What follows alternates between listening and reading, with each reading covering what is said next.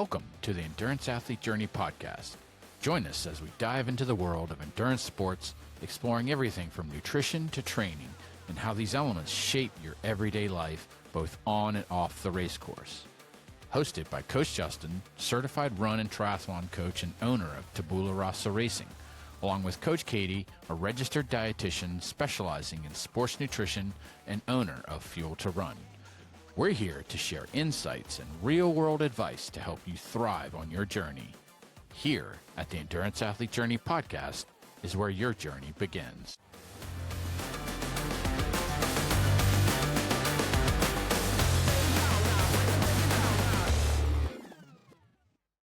Welcome, everyone, to the Endurance Athlete Journey podcast. I'm your host, Coach Justin. I'm here with Coach Katie, and this is episode 58. And today we're going to be talking about goals. We are at the start of a new year. So we're recording this on January 3rd of 2026. So we wanted to come to you with an episode on how to set goals, how to track goals, different types of goals. So because this is the time of year where everybody is doing this, chances are you probably have already kind of thought through your goals on what you want to accomplish for the year.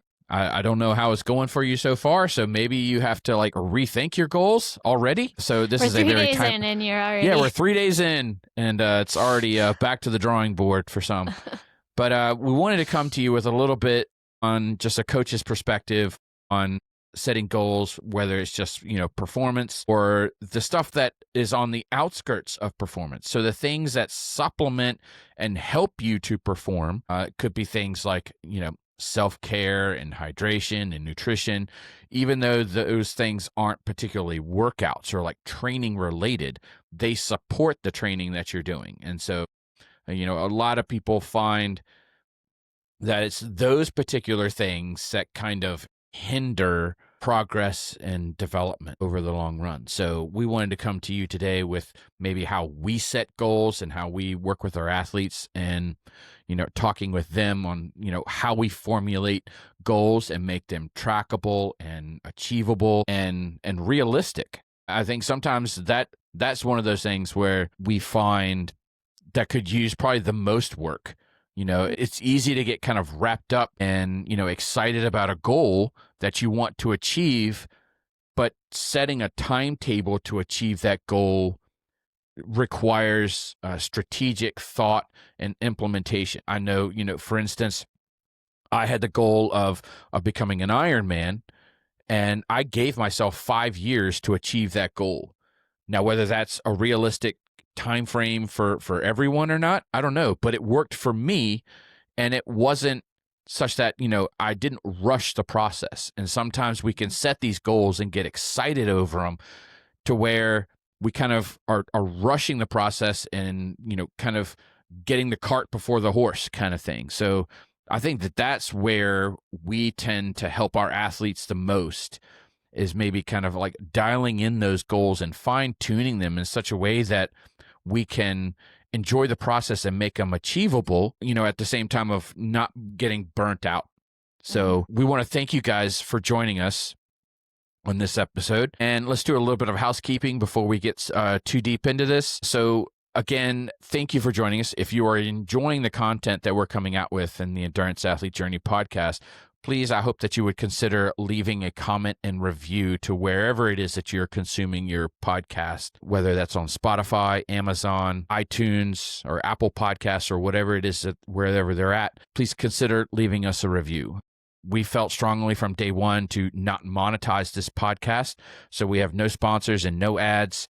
So all of the expenses that come from hosting and production of this podcast come out of our own pockets, but we do it because we love this process. We love coming to you every single week, twice a week, and we would love for some comments to come out so that we can help broaden the reach and have people find us a little bit more easily. So please consider. We also have our private Facebook group. We're building out this community. It's a great place for you to reach out to us directly, reach out to other listeners of the podcast. We will be pushing out additional and supplemental content in this area. So it's just called the Endurance Athlete Journey Podcast Group, and it's on Facebook. You just have to answer one simple question. We let you right on in. We are also active coaches. So if you are thinking about what you want to achieve this year and you need some help, or you're just super, super busy and you want to turn over your training to somebody else that can come up with the plan, find the right workouts that will get you to where it is that you want to go, and all you have to do is execute, I hope that you will consider either one of us as your coach. If you want to look up Katie, you can go to fuel2run. .com. That's it. Fuel2run.com. If you want to reach out to me, Coach Justin, I am at tabularossaracing.com. You can check out both of our podcasts. There's tons of content and information out there on our coaching philosophies, blogs, videos, you name it, it's out there. So you'll get a good understanding on what we're like. So that takes care of all of the housekeeping. So let's get into this. Katie, how have you been feeling? We're 3 days into this new year. So how's it going? I know we were talking a little bit about this before we started recording, but I'm okay. My son got sick with what I think was a flu right before Christmas, and so we kind of missed going up there to Steamboat where we were supposed to go for Christmas to see my family, and that was a bummer. But then probably like Monday, Saturday, Sunday, maybe around that time, I started to get a little bit sick. But it was like the kind of sickness that you don't feel awful. You're not like in bed, just unable to do anything. It was like the kind where you just don't feel great, but you're still able to function and do things. And I don't know how I feel about that. It's still lingering. I have a little bit of a cough, and you might be able to tell my throat or I'm a little congested, but it's not. It's just this happens like I think almost every year around this time of year. Like 2 years ago, we all got a really bad flu. And then last year, I had run the Tucson Marathon and had been kind of sick after that for a while. It took a couple weeks. So same thing, though, just mildly sick. I would try to go for a run and just feel kind of blah and not really able to do it, but I wasn't totally down and out where I couldn't do anything at all. I feel like it's always kind of like a lackluster start to the year because I'm always like, oh, I don't feel very great. And I'm trying to do my runs and I'm just trying to get through them. And it's unfortunate because the weather here, I think the rest of the country is just like, I don't know, some sort of turmoil of like flooding and ice and snow. And we're over here like in the 50s and 60s, and it's like perfect. Oh. So I also know that's not a good thing because if it's dry, then we'll have a terrible fire season next year. So I'm at the same time, I'm like, oh, it's so nice. I need to go running. Like I'm going to take advantage. I need to take advantage of this while it's happening, but I just don't feel great. So I've been kind of frustrated. I'm frustrated about that, but because I know I'm like, as soon as I feel wonderful again and I'm ready to go, it's probably going to blizzard, snow, and I'm going to be on the treadmill. Yeah, that's the way it usually works. So I don't know. I try not to spend a lot of my time worrying about that, but yeah. So, I mean, I've definitely have some goals for this upcoming year. I've been thinking about it actually for quite a while. So we'll talk about that a little bit, but I just have to kind of, I'm not the type of person that generally starts the new year just like, overachieving. Right. Yeah. Which is fine because it's a long year, we have a whole year ahead of us to accomplish things. So we don't need to start out too crazy first thing. How are you doing? So I started out the year. It's been pretty solid. I'm back in the weight room right now, and I took some time off. I actually removed like my lower body strength conditioning from my training plan at the halfway point of training for Florida. And so this week the goal was to put back in the strength training, all 3 sessions, just to kind of reintroduce tension to the body. And it was it was eventful. I'll put it that way. The upper body stuff was fine. I was a little bit more conservative, and I feel like I executed that well. But when my strength coach was actually at the gym, and he came walking up to me, and I was like, I don't even want to talk about it because it was so frustrating. I put weights down in the plan that I thought that were a little on the lighter side. So I was like, given how much I was, doing before, these should be really achievable and easy, and they were not. So it was super frustrating to kind of see.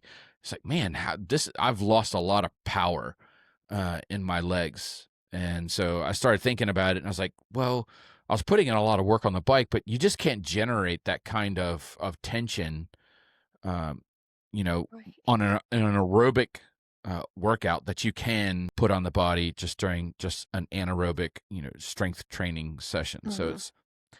it was eye opening, and so I did that yesterday. And last night I had a technical swim in the pool. So I was, this is a time where I'm starting to like reintroduce drills and things like that to work on form.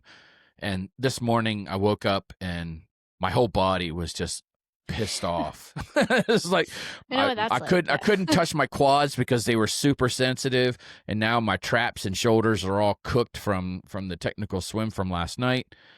And so I woke up this morning. I was like, well, today's bike ride is going to be really interesting. So I had a 2-hour bike session on the plan. So I was able to, uh, I saved today to where I go out and just ride the gravel bike at a park. And everybody, like my son was telling me and my wife were telling me, they're just like, if you're feeling this way, maybe you should take the day off. And I was like, but I know my body. I know. Right. And it's like, all it would take is kind of like just give me 30 minutes on the bike, and, the legs start to cooperate and everything starts to loosen up. And that's what happened. So, Mhm. but it's freaking super cold out here. So my son had to be to work at like 9 a.m. So that meant that I had to drop him off, and I was going to just head out and ride. So it was like in the upper 30s. And so I was wearing 2 layers in the bottom half of my body. I was wearing 4 layers in the upper part. And it's just 2 pairs of gloves. And yeah, it was, It's hard. Cycling in the winter is hard, but yeah. It's something yeah, that I've like forced myself to do because I don't like to do it and I don't like to be cold. But right. I love this gravel bike, and I don't want to be stuck on the trainer for every single session throughout the That makes winter. sense. I know I was telling you, it's like beautiful here, so um it's not gonna last Yeah, forever, I could but use some of you that some could of you that could 50s come and over 60s here. over there that you've We got. got some great gravel roads too, so you could gravel bike. I was thinking, oh, this would be a good time. I see a lot of people out, on their gravel bikes riding Mm. right by my house, and it's 50s and 60s, so Oh, that would be everywhere else nice. is terrible, and we are. But it won't last like this forever. But yeah, I don't know what's going on with Colorado right now. But yeah, that's. I feel like you're.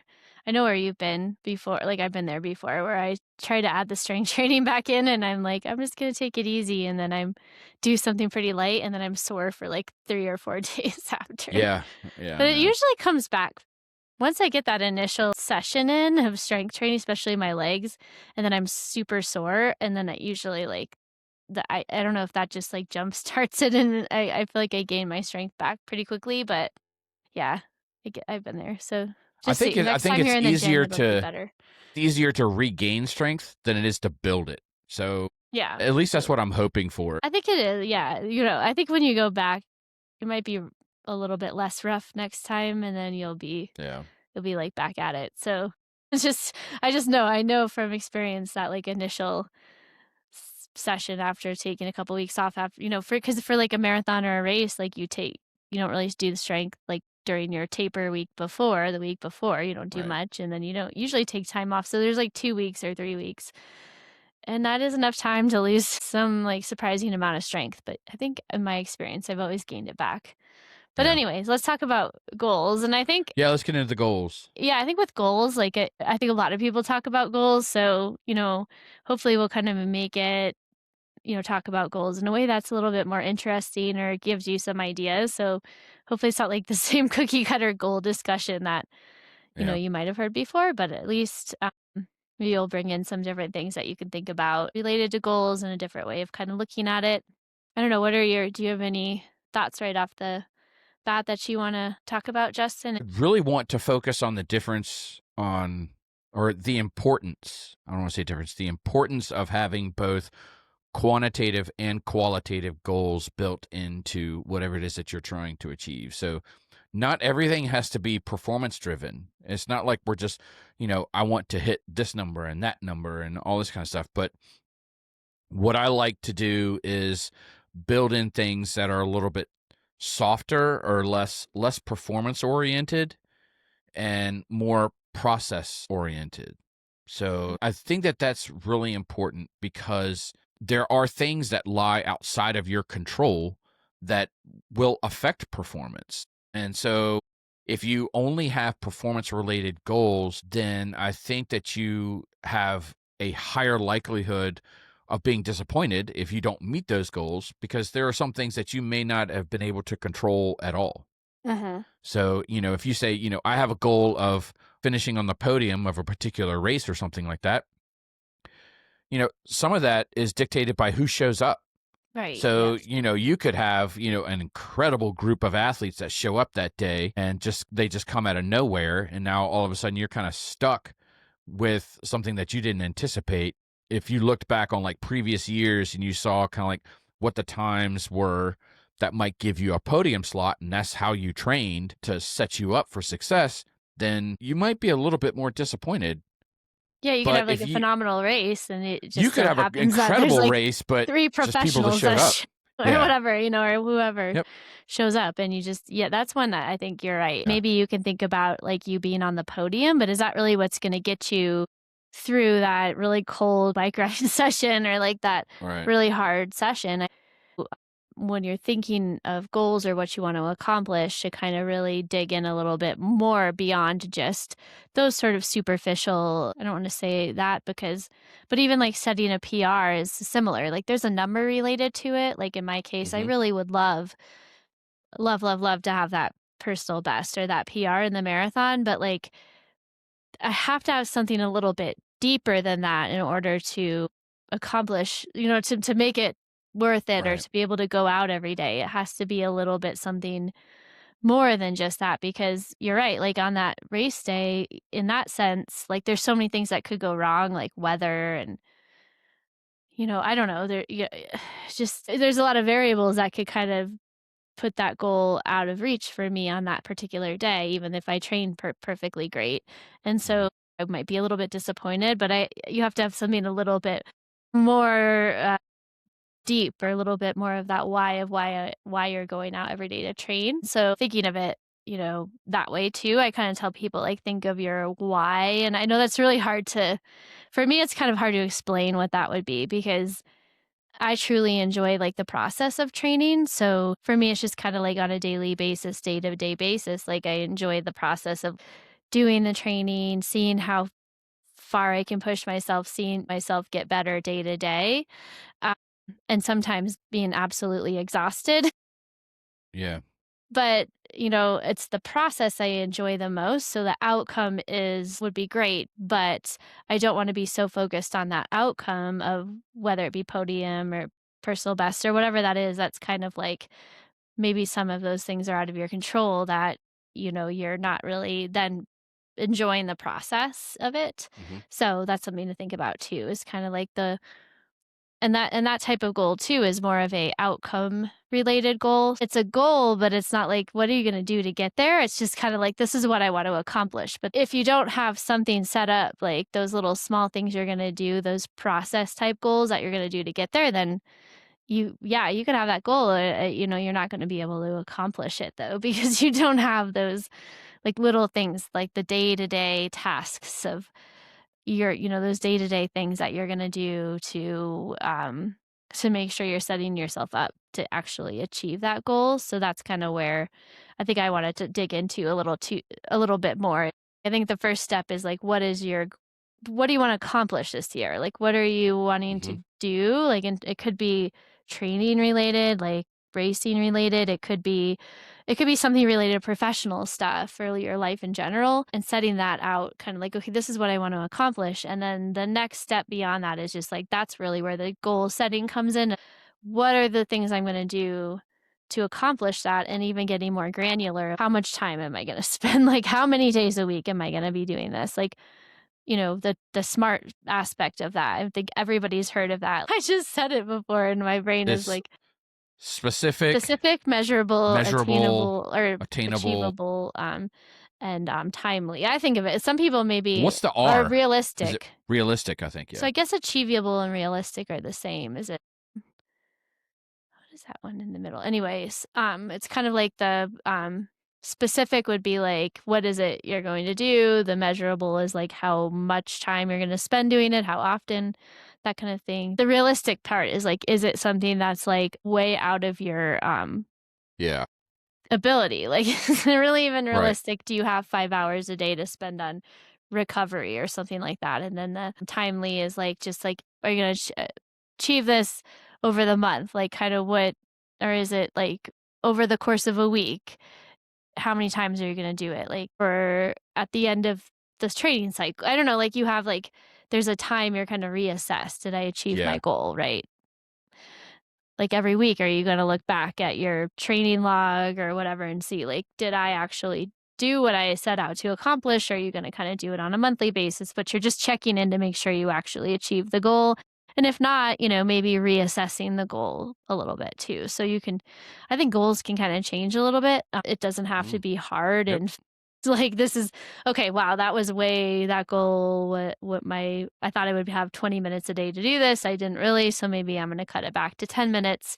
And Mhm. I think sometimes goals can be changed like week to week or month to month, but that's, I think everyone's kind of heard of that though. We're not going to dive into the smart aspect of it. I think it's just more of like, how do we develop those goals? And that, when we have our big overarching goals for the year, how do we then dig into the granular, like process oriented goals that we want to Right. actually think of and start developing so that we know we can get there, get to that goal. So I don't know.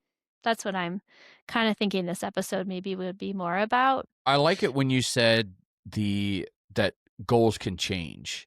So Mhm. one of the things that I do for my own racing and for my athletes is that I have a form that I have filled out that I send my athletes, and I was like, "Hey, log into the locker room," which is the page that I have on my website that's dedicated to my athletes.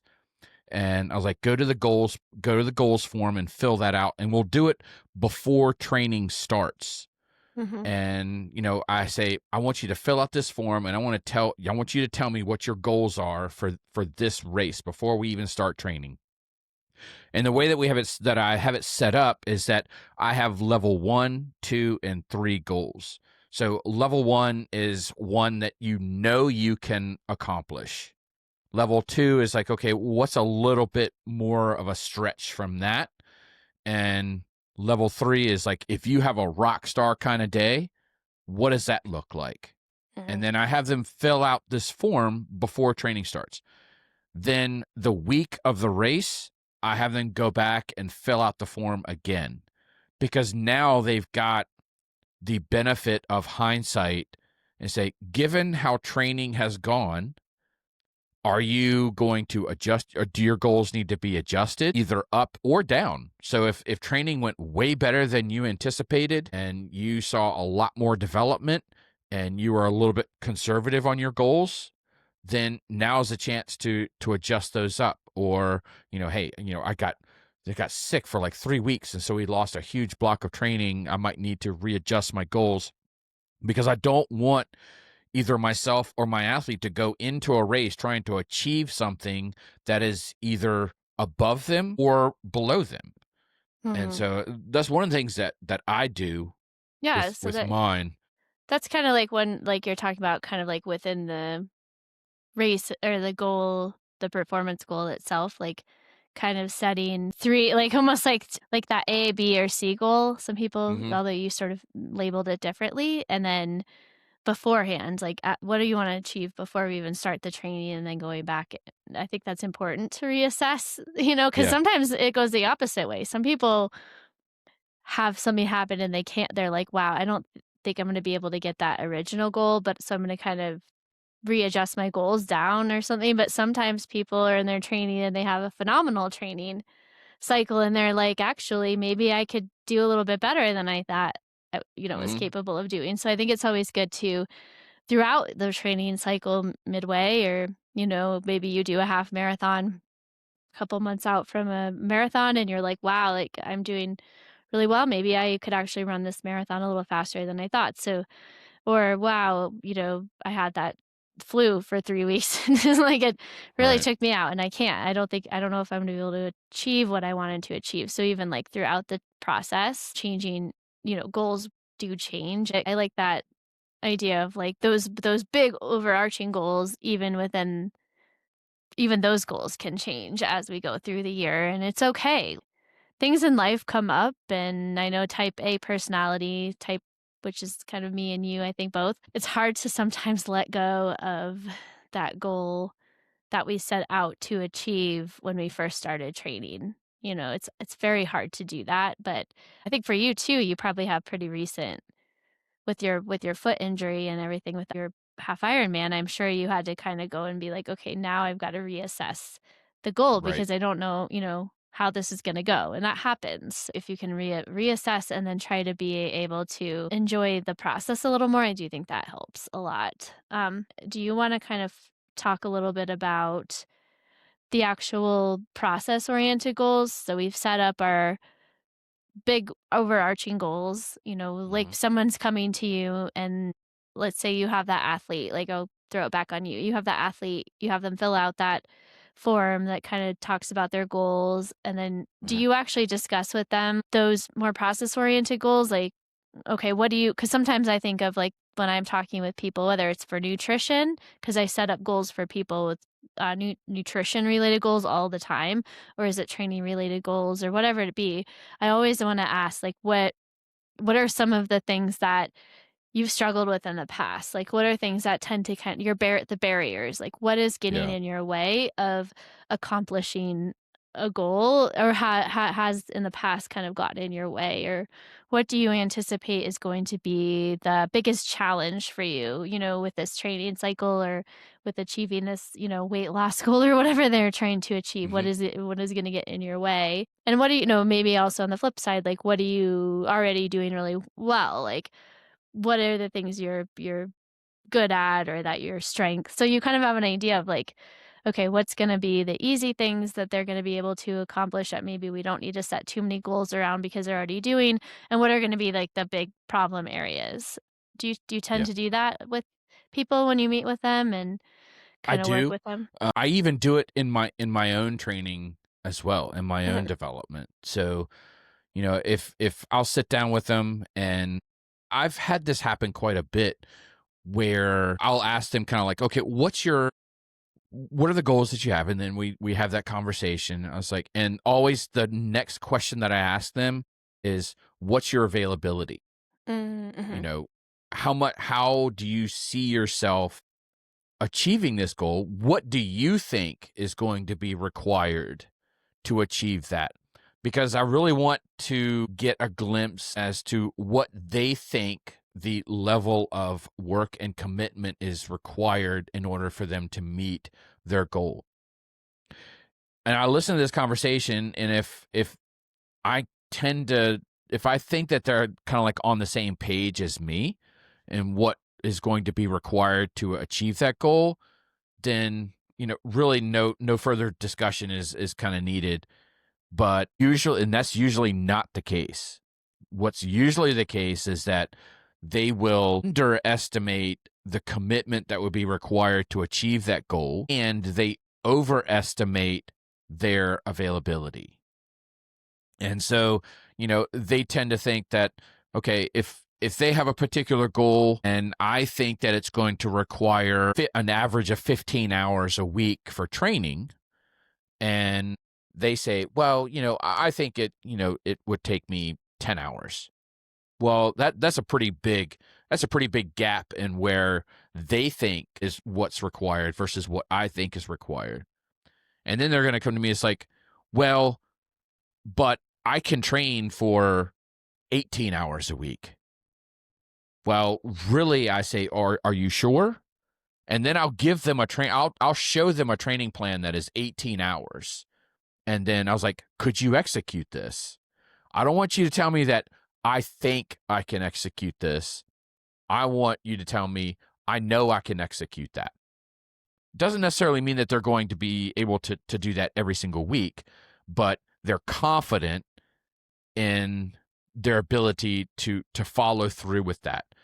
What I tend to find most often is that they see what an 18-hour a week training plan is, and they're just like, "Oh, I don't think that I don't think I could do that."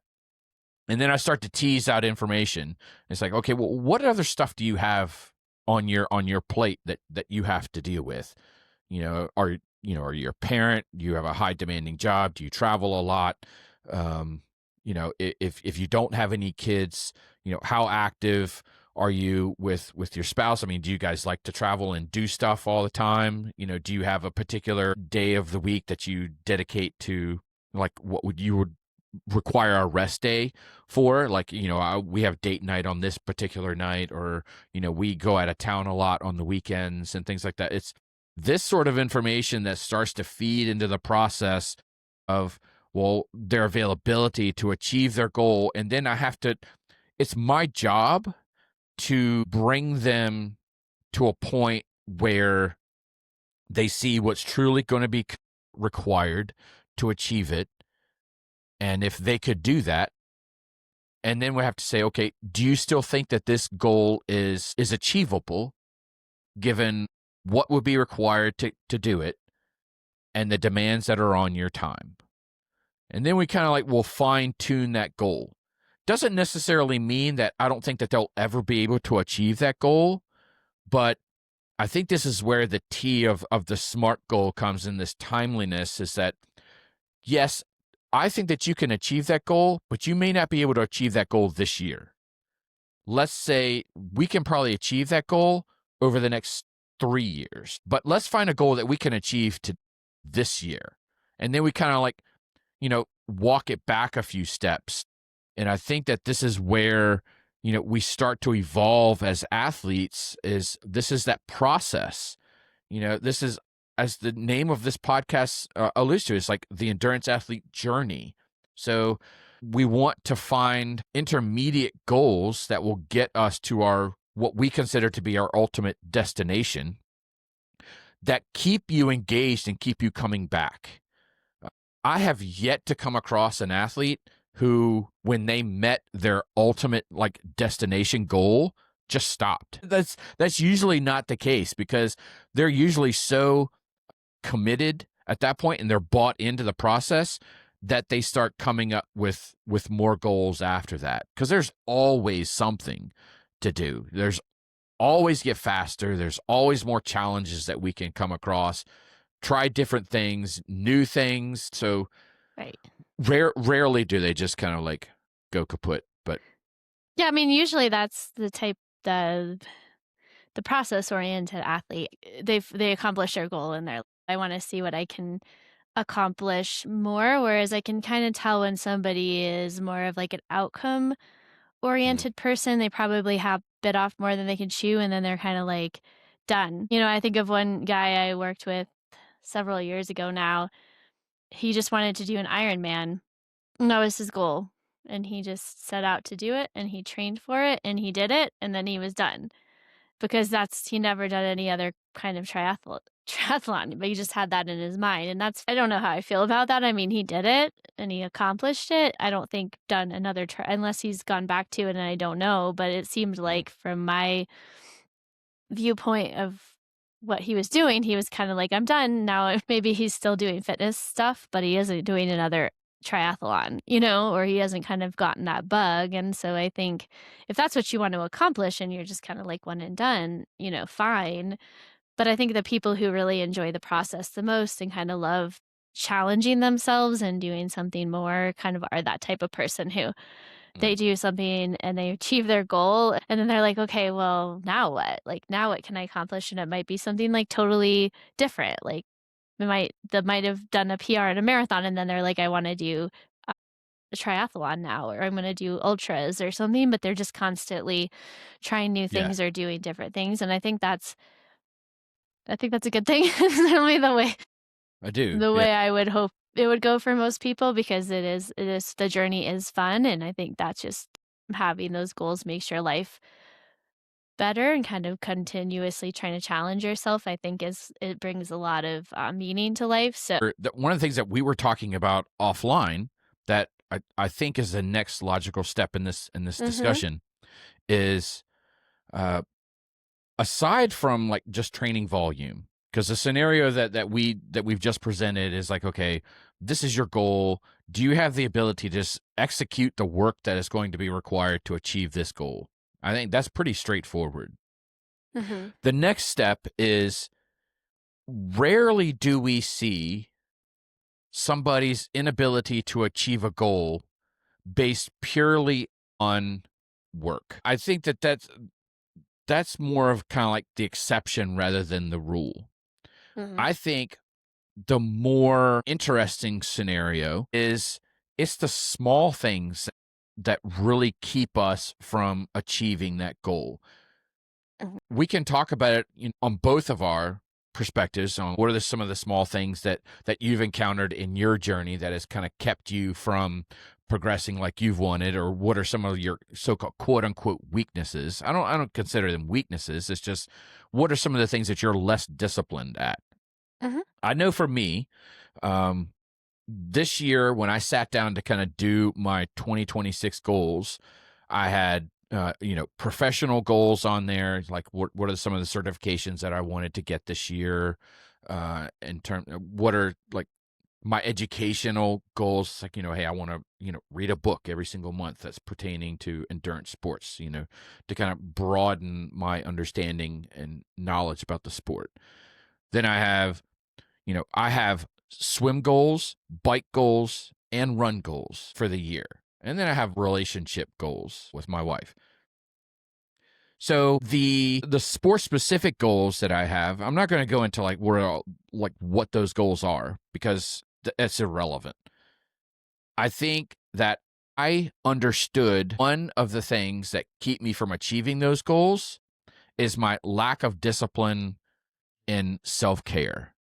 Mhm. The inability for me to be consistent with maintaining pliability of my muscles, doing rolling and stretching. Nutrition is another thing that really kind of like I do struggle with. And I mean, you're my nutrition coach, so it's like, it's the lack of discipline that I have in executing that plan consistently. I think that I can execute it, for a couple weeks, and then all of a sudden, something will happen, and I'll get Mhm. emotional about something, and all of a sudden I go off the rails. But Right. one of the things that I know from years and years of doing this is that it's the self-care thing that is really keeping me from achieving what it is that I would like to achieve. Mhm. And so Makes what sense. I did this year was I treated my self-care as a workout. And so I've already planned it out. So for each week, that like if you were to look at my training peaks, you could see in there, this is minutes of Theragun with 10 minutes of ankle mobility. And it's a 30-minute workout. And it's on the plan, just like, a bike workout is. And I have a profile that's built in that I created in my Garmin watch and just called it recovery. And so when I sit down to do my Theragun and mobility work, I just hit the record button and it records it, and then I hit stop, and then it will sync right into Training Peaks. And so it keeps me accountable to do it, because if I see red on that week, then I start to get angry with myself. And it also allows measurability, which is another part of this of the SMART goals. Is I'll tend to overestimate the time that I spend doing self-care when in reality, I spend a lot less time doing it than what I think I am. And so at least having this hard data here Right. tells me, no, I spent 120 minutes this week in the sauna. And Mhm. so, I think, and from your perspective, when you're working with clients, probably, the amount that people are eating is probably they grossly underestimate, or they, you know, under account for what they're eating. Usually They're people they end up eating more than what they more than think they that they're say. Yeah, eating. yeah, that's So, generally what happens. I mean, for endurance athletes, sometimes I run into people who are under fueling, but then but that's a little bit of a different Yeah. scenario. But yes, yeah, generally. People do tend to kind of underestimate, even on the logging, which is hard and that's probably the best way to kind of get some sort of measurable information is to have somebody food log, which could be somebody's goal. They're lacking in their nutrition, but I do think along the lines of that, like I think the hard part about the nutrition piece is that you can log your food and maybe you have like a calorie goal you're trying to accomplish or something like that and you really are trying to do it as accurately as possible. It doesn't always account for like the nuances of nutrition. So generally when I have somebody logging, like maybe within that, my goal for them might not just be to like, oh, you need to hit this number, these numbers, like, oh, you got to hit your macros. Like I hate that. Yeah. If it fits your macros, like that, no, that doesn't really actually always that's not always the best goal because maybe somebody's hitting all their macros, but they're eating over half their calories all at dinner, you know what I mean? So Hmm. it's more of like, okay, how are you fueling throughout the day? And maybe there's goals around that. I know that's been the goals I've set for myself. Even, someday maybe we'll dig into more information on like using CGM technology for athletes and fueling and things like that. But something I learned with that is just with my experience with that is just like how much carb I can consume after my workout. So I've had like these goals that's changed for me was like, wow, I can eat a lot of carb after. I'm really gonna like, and that's really a important time to get like a good amount of carbs in. So like I really, really prioritize fueling after and during some of my longer workouts, but definitely after, and I've noticed a huge difference. And so just even like with the nutrition, sometimes just that sort of goal of like I'm going to eat enough after a workout that might even prevent things like underfueling because you're actually prioritizing the timing of your meals. So with the nutrition, it might be not just like an overarching goal of like I'm going to get this amount of protein or whatever, but it can be even like more minute details into like exactly how you're going to achieve that. Like, okay, maybe you've been under fueling or not fueling at you're eating, you're following the meal plan, but you're not eating at the right times, right? So that even could be the goal there. So the measurable piece is like I'm actually going to try to get this amount of carbs or this amount in within 60 minutes after my workout.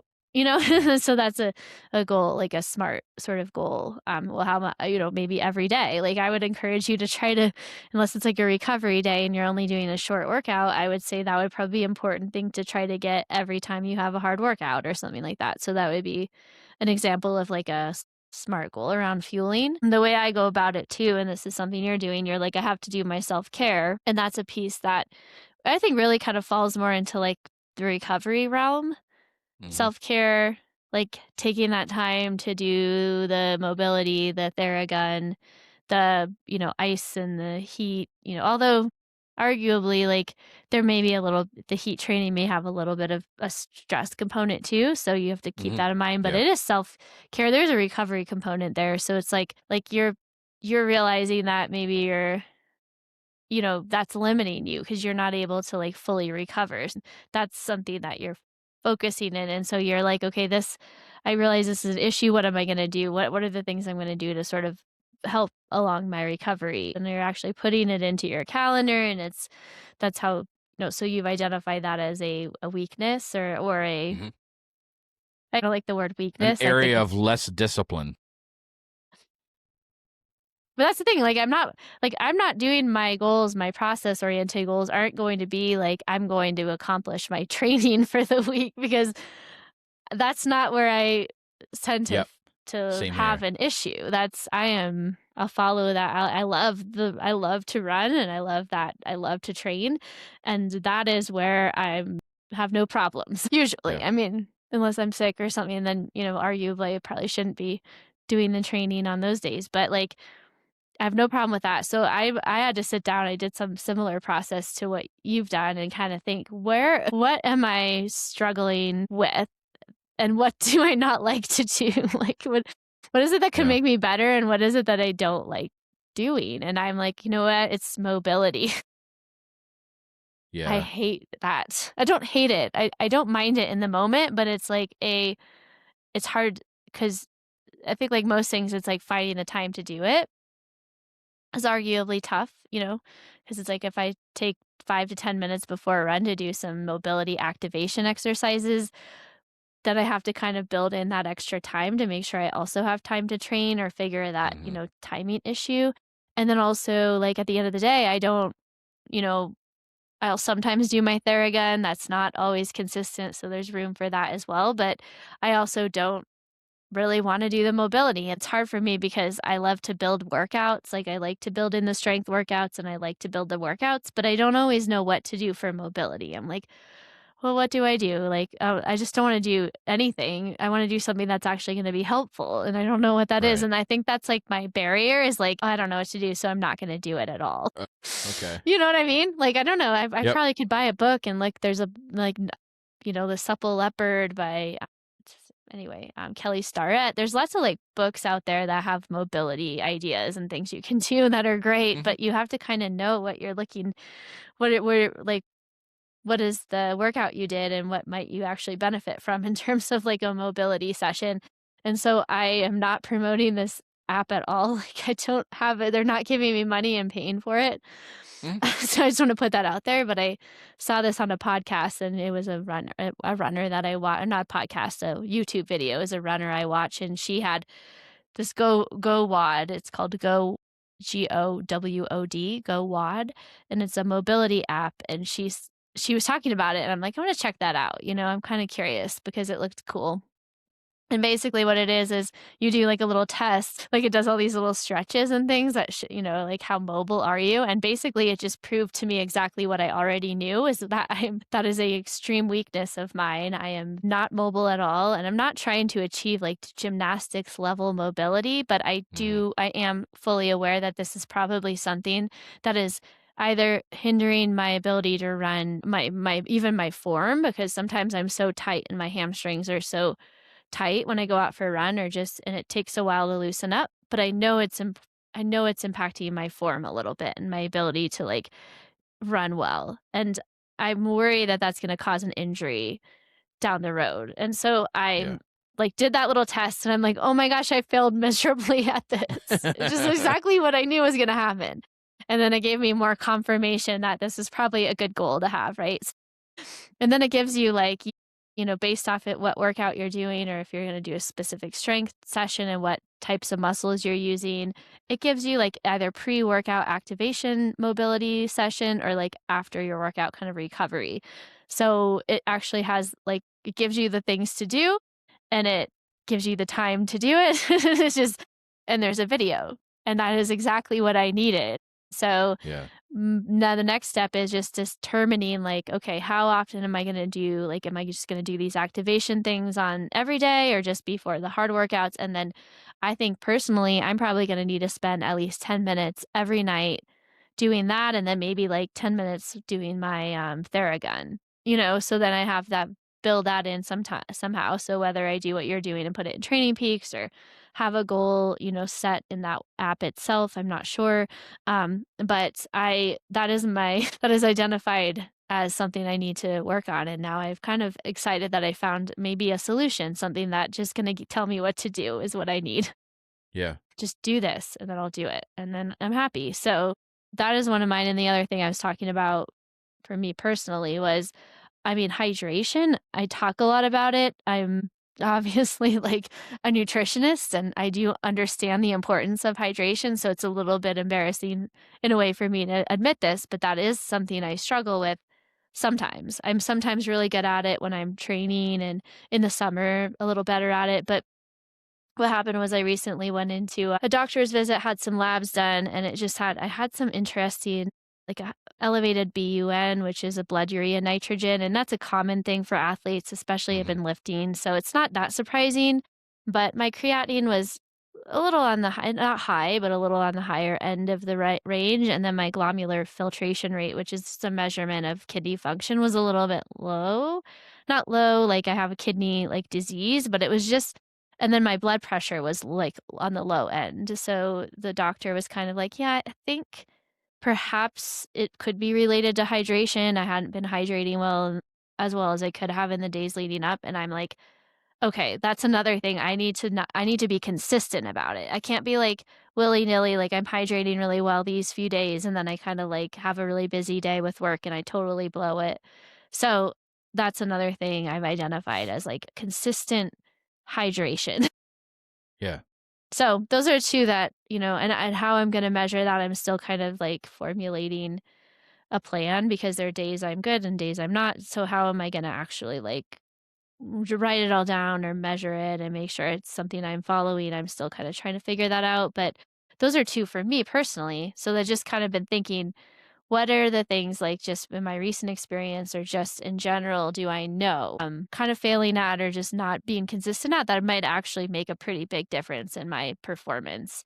And there's probably other small ones, but those are probably the two big. And those are my big process related goals that hopefully will get me that little edge to help me as I start especially gearing up to train for my marathon coming up. So I those think are, I both think, of a it, couple of goals. both of us are we're reinforcing this idea is that we've done the introspection and Mhm, we know what it is that are quote unquote our areas of less discipline.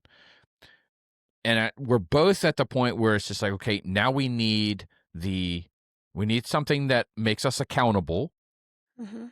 And whether that be, an app that we're tracking or whatever, or we schedule it like a workout. If you don't use Training Peaks or anything, just put it in like your normal calendar. I mean, your chances are your phone already comes with a calendar app in it. Put it in there. Or if you have, like, a planner, some people still like Yeah, some people daily still like planner. the whole handwritten planner thing. That's In fact, fantastic. there was a point in time when I had, because I like to write things down, where I actually had, like, a daily notepad thing, and I wrote everything I ate and all my workouts. I wrote it all down and kind of like subjective feelings for the day and how much water.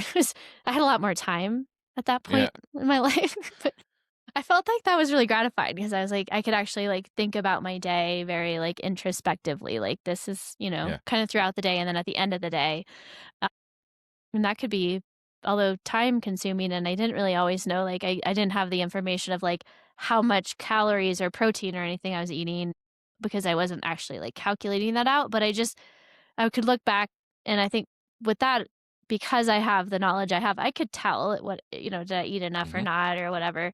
But then if it was like, wow, I didn't feel very good, or I kind of ended up hungry at the end of the day, and then I'm looking back and like, oh, I didn't eat enough. So it gave me that information. I could see it all on one page, which was really nice. So you yeah. can also do old school. Old school. But I think that I like it that you brought that up because that was my next point is that the measurability part.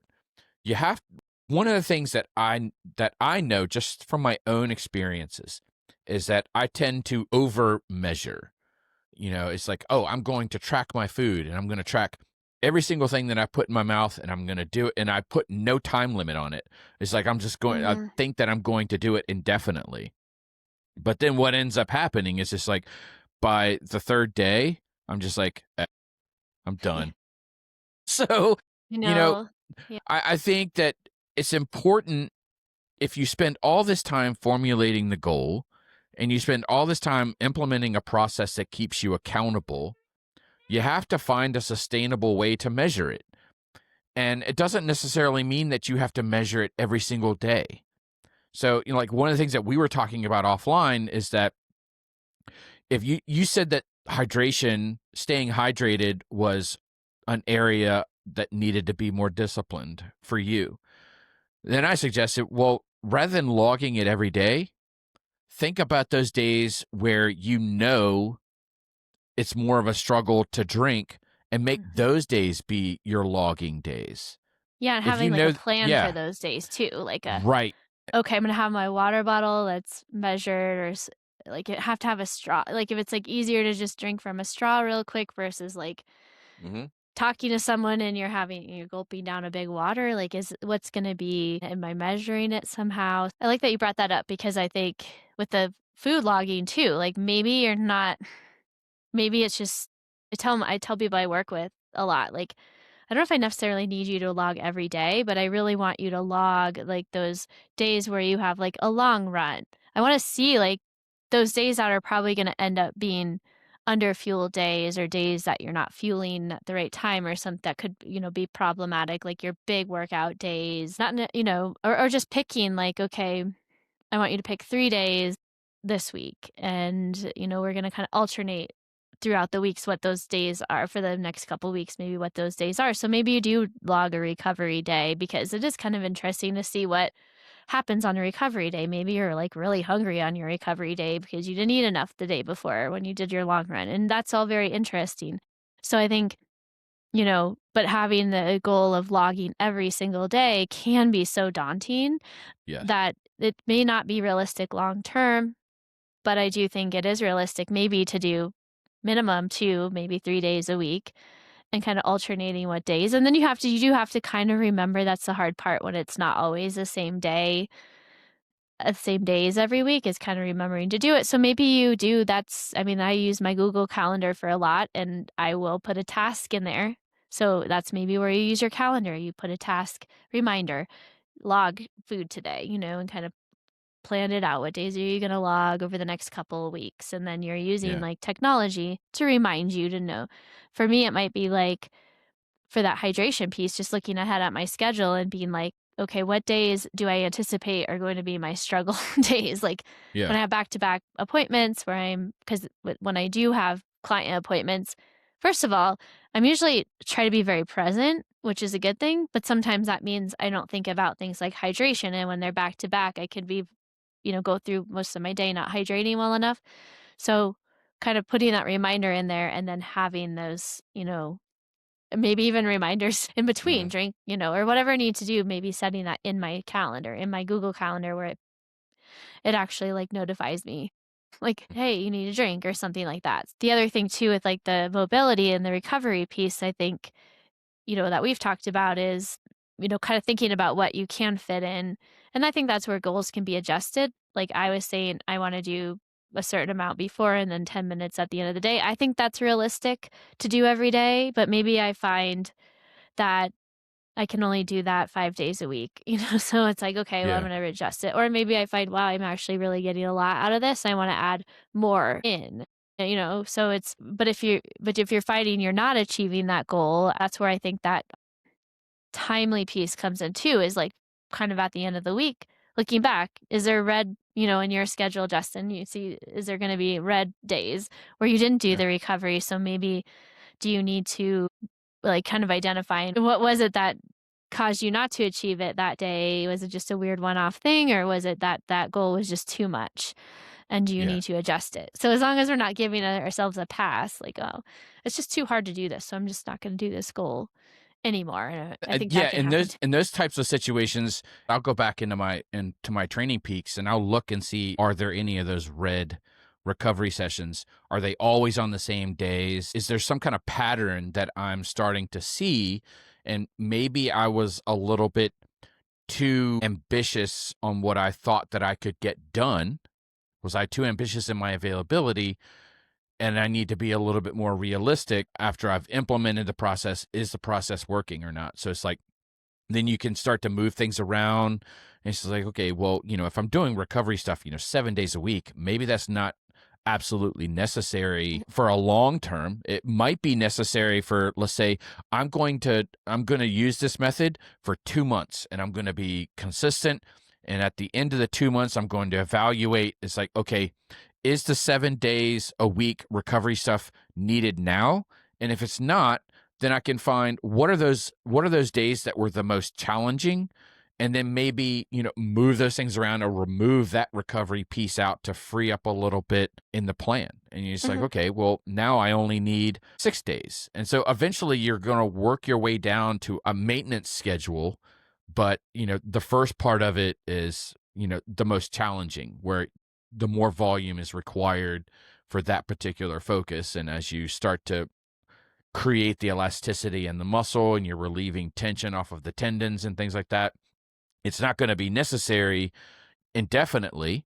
And so eventually Right. you do reach a point where it's just like, okay, now I'm in maintenance and this is, sustainable and Mhm. achievable. I have an accountable system that's here. It fits into my lifestyle. It's easily done. And Yeah. And I that's mean, how once you that's how you set yourself up for that's the other success. thing too. I mean, you hear with the goal and setting habits, you kinda hear, James Clear and the, Atomic Habits, and I like those books because they kinda talk about goals and setting habits and kind of how long it takes to actually have it become part of your lifestyle, but sometimes after a couple months of something, like the mobility, I'd be curious for me, like, does that then become something like the training? Or is it still hard? I don't know, like, maybe it's still gonna be Yeah. like a little bit of a, "I gotta go do this thing," or, "Okay, I gotta remember to do this."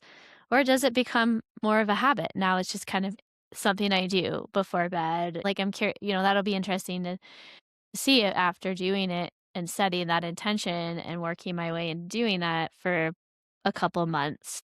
It doesn't stop being a goal, but is it now just a little bit easier to accomplish that because it's kind of something I've just built in and now it is a habit. So I think that's kind of interesting thing to Yeah, think my about. thoughts on that is if you start to see that it's helpful in other areas, then I think you're more likely to keep it. And so if Keep you're it, starting to yeah. see, performance gains because of it, then you start to see the value in Right. it. And if you start to see value in it, then it's easier to keep it in there. It may still not be the most fun thing to do. It's not like you're going to enjoy your mobility stuff as much as you're going to enjoy a run workout, but you start to see the value in it. One of my goals this year is to be able to sustain and run consistently at least 4 days a week. And, typically I like to try and run 5, but so far it just hasn't been sustainable. So I'm starting to wonder, Mhm. it's like, okay, well, maybe it's the stuff that I'm not doing, i.e., Right. the self care and the maintenance part that's keeping me from running at a frequency that I want to run. So if I'm more disciplined with the self care, does that make the 4 days of consistent running each week more achievable? Mhm. Then, if I see that and I start to buy into it, it's like, oh, wow, I am. So this is the piece of the puzzle that I was missing. Well, I'm more likely to keep that in and find its Right. value, and it may become a little bit easier to do. I was having a conversation with one of my athletes who was in town. He lives abroad, and so he was in town visiting family for Christmas, and we've worked together for a long time. So he's one of my original athletes, and he was always like, always focusing on the aerobic side. So very much a typical triathlete. And I've been trying to convince him. I was like, dude, the strength stuff is beneficial. It's a necessary component. And I think it's going to fix some of our inconsistencies because we would run and then all of a sudden we try and overlay intensity on it and he would kind of break down. And so I said, I think the piece of the puzzle that we're missing is this strength. We've spent so much time building the cardiovascular engine. The muscular engine needs some focus. And so, but he was like, well, I don't want to get bigger because that's the one fear Mm. of every single endurance athlete is like, I don't want to become, I don't want bulk. But there's a difference between strength and bulk. So Yeah. we can become strong and still maintain a lean physique, but just still have that strength. Uh-huh. And so I said, you have to trust me. Let's just try it for several months and let's see what happens. At this conversation, it completely made my day because he's finally seeing he's finally seeing the benefits of it and he's actually really enjoying the strength workouts now. And so, Right. That's nice. sometimes it just takes, really kind of like biting on that bit and just say, this is just, I don't want to do this. I don't believe it. But then soon as you start to do it, you're just like, okay, I see now. I see it. True, yeah. Once they see it, they buy into the process. And I think this is Mm. relevant for any goal that you set. It's like once you Mhm. kind of like see a little bit of the result from it, it's easier to buy into the process and that Yeah. goal becomes more sustainable or the process to achieve that goal becomes more sustainable over time. Doesn't Right. necessarily make it easier, but it makes it sustainable. I mean, you hear about it enough. The strength training is good for endurance athletes, especially more recently. It's just like, wow, this is just something I hear a lot. But I think there's like that, like sometimes people, I don't know, I don't want to say he was like necessarily in denial, but it's like it's hard, adding Yeah. strength training when you haven't been doing strength training is hard. Adding mobility when you haven't been doing mobility is hard because you because basically I suck at it and it sucks to suck. Yeah. Sucks to suck at something. You wanna be good at things, and I recognize, like, I'm not a fantastic at weightlifting, but I like it, and I've got it down pretty well now. I can do it, and I feel like I'm strong. Like I mentioned this, I think, in a podcast we've talked about before, like, for so long, I didn't do tr and this is kinda before strength training really became, like, this aha moment everyone's having about strength training and how helpful it is for endurance athletes, but you know, I I think if somebody had said to me, like, back when I was in my 20s and early 30s, like, "You really need to do strength training," I would have been like, "No, runners don't need like, you know yeah, I don't wanna get bulky and all that because that would be, like, my bias. That's, like, kinda my Hmm. excuse not to do it. I would be sort of, like, finding the information that would be, like, anti that because I don't wanna do it. Does that make Yeah. sense? So sometimes I Yeah. think It's the selection bias. So, yeah. you have to really be able to have that introspection of, like, okay, like, and I think that's happened to me with that mobility piece is just something clicked with me recently. I've got all these things I'm doing pretty well. I generally sleep pretty well. Generally, I'm good at nutrition. Yes, maybe hydration could be better, but what is it?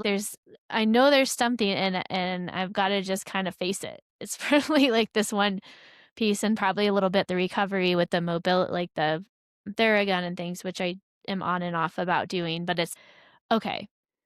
Can't be in denial anymore, especially Yeah. after taking the test. Like, this is most definitely holding me back in some level, and I've just had some hip issues and things that kind of have also brought to light that maybe it's more of an issue than I'd like it to be. So, yeah, I think sometimes you have to do that. It's looking at giving it a chance and looking at something that you maybe don't really wanna do, you kinda know might be good for you, but you're trying to find that information, that selection bias or whatever to, like, not do it. Yeah. That's probably the thing you need to be doing, especially if you have Yep. several people, experts and things sort of saying, "Oh, this might be beneficial," or even your coach say, "You should probably do more of this." So, I wanna encourage people when they're thinking of those process goals, like, sometimes it's the thing you don't really wanna do, and you're Yeah. trying to find an excuse not to do, that you really do need to do. And so I do encourage, our listeners to kind of think about that. And, I think it's great to have goals around things that you can do, that you maybe are comfortable doing, but maybe do something that makes you a little bit uncomfortable. Not like, don't do something that isn't have any scientific reasoning or anything Right. behind it. Yeah. But if you've been hearing it's good and you know it's good, but you're just not really wanting to do it, maybe that's the thing you should try to set as your goal to try to do. I think the reason that goals are so challenging to achieve the sustainability of the process for goals Mhm. is because that goal is tied to something that we haven't been doing or that we don't necessarily want to do. And so I Uh-huh. think that that's one of the things about the whole New Year's resolution on why they fall apart so quickly is because these are areas that are of difficulty in our Mhm. lives. Otherwise, you'd be already doing them. Yeah, So, exactly. it's Exactly.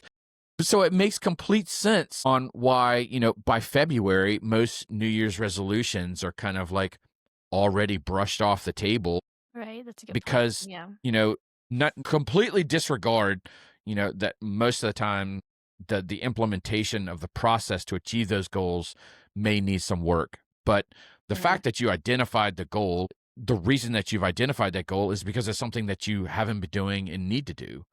And Right. so But it that's might what be more makes it about how hard. you're going about the process of it. Like, are you that's maybe a topic all in its own of, like, why Yeah. people fail in their New Year's did they go out too gung ho? Like, is the goal too ambitious? Like, there's so many things that, could be kind of people have the right intention and maybe they have identified, like, this is really what I need to work on. And I know this is hard for me, but I'm going to try to do it. So they're going into it with the best of intentions. One thing to think about is like almost if you can, I think, set something that's sustainable, like we've talked about, like overly ambitious goals can be hard. Or, I want to lose 50 pounds in 2 months or something like that is probably not a good goal. It's not sustainable. So trying to, because you're going to be real bummed after the first week if you've only lost 2 pounds. You know what I mean? Which is Yeah. actually a safe amount of weight loss, but it's things like that. So, like, maybe thinking about that, but also thinking about anticipating those barriers that are gonna Yeah. come into play. For I guess I'm thinking, like, for me, I guess with the hydration thing is, like, those days I'm so busy, I think the barrier is just, like, getting into my workday and being so busy and sort of present with my clients that I don't drink, so, like, how am I gonna overcome that barrier? Am I just like, trying to get as much water as possible in between sessions, or am I trying to see whatever I could drink during a little bit during and all of the above? But also maybe, with the mobility, like, I just have a hard time at night. I struggle. I just wanna relax. Like, "Oh, I just Yeah. had a hard day. I just wanna relax. I just don't even wanna do this." So how am I gonna what am I gonna do? Does that mean I have to move that around and try to fit it in another time during the day? Like, if that becomes a problem. So, like, anticipating that barrier, and then once I get it and I hit that barrier, like, how am I gonna overcome it? And, I think if we can also anticipate things that are kinda gonna go awry and figure out how we're gonna either overcome it or deal with it or keep going despite, maybe having a bad day and not achieving our goal and not just giving up. I mean, there's a lot there, but I think that's part of it too, right? So, like, you have to kind of anticipate these things that are Yeah. is it like a spouse or something that's not super supportive? Like, that could be a big problem, right?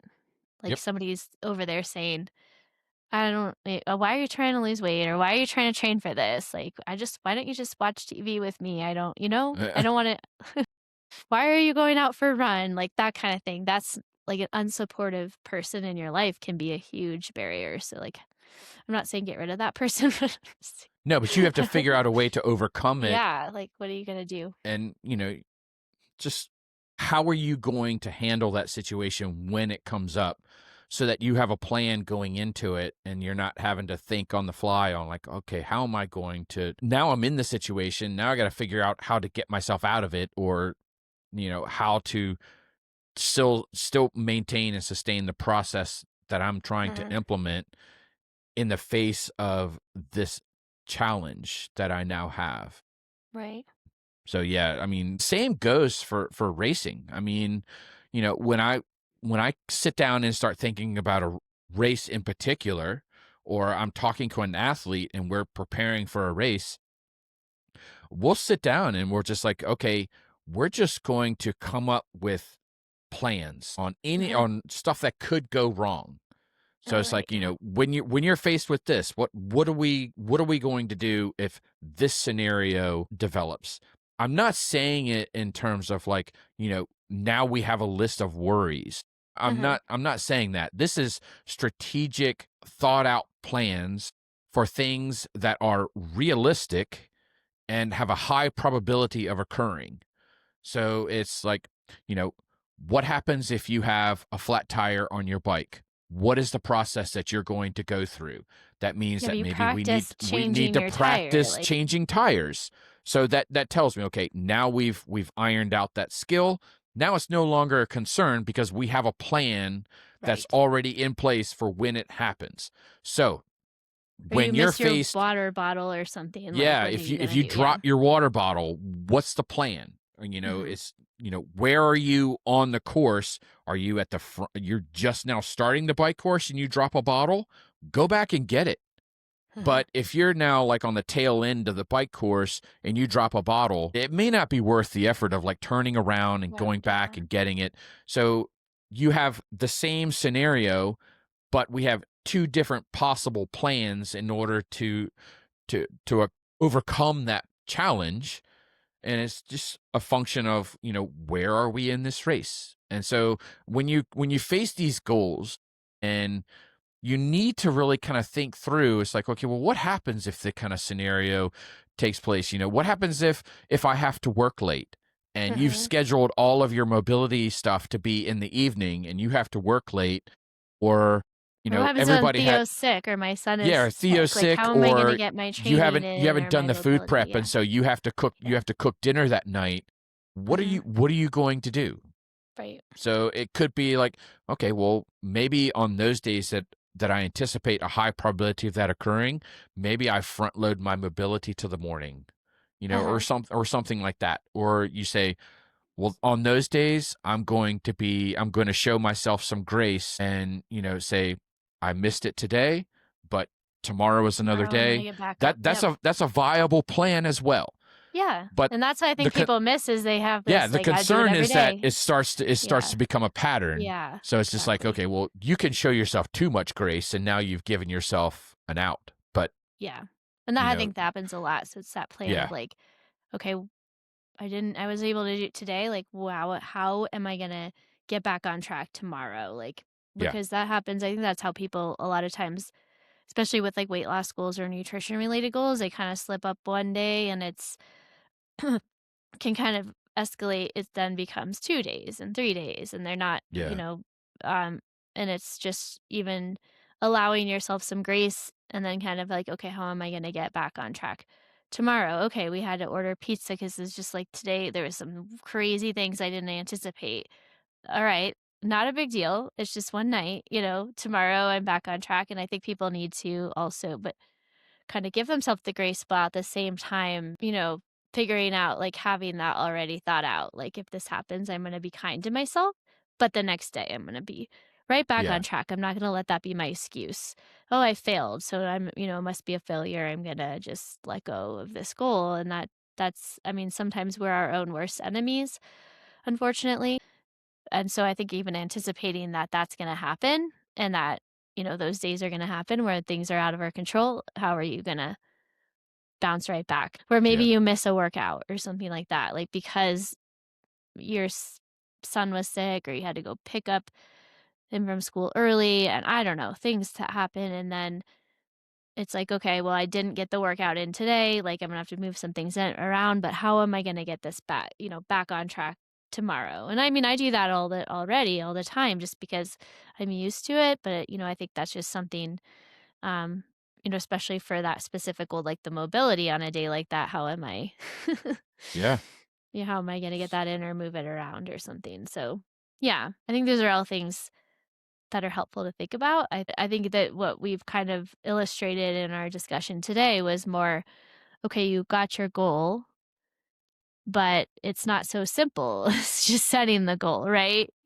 right, It's nice to set goals. I think people like to set goals because it makes us feel like we've got goals and especially this time of year, people are like, I'm setting goals, but then it's like the hard part is the actual doing and the day-to-day grind and the yeah, how you're going to actually accomplish them and put that into motion. And I think hopefully that this gives people some things to kind of think about as they're deciding what goals they wanna have for the year or how they're gonna support those big goals with more process-oriented goals, and then also what they can think of, like, as they're going along with that goal, things they can anticipate might happen or how they might go about changing their goal a little bit, like, how it's not always just a black and white thing, so hmm. hopefully that's helpful for people digging in a little more into that nuance, So I think so we're what, like almost like an hour and a half. So but let's we'll edit it down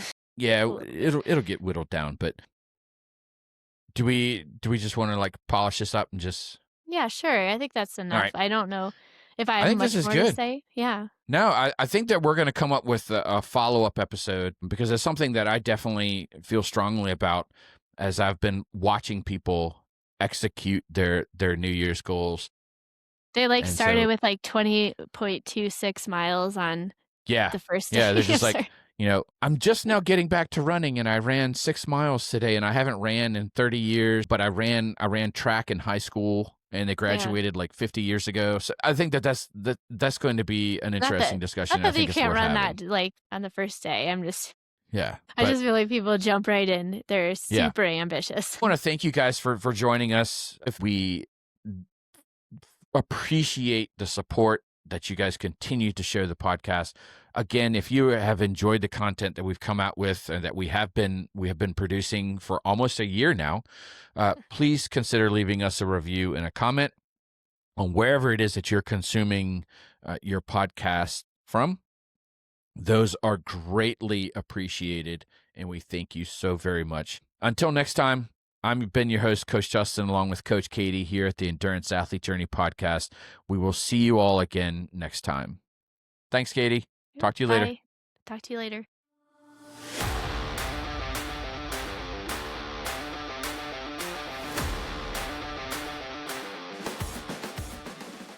That wraps up today's episode of the Endurance Athlete Journey podcast.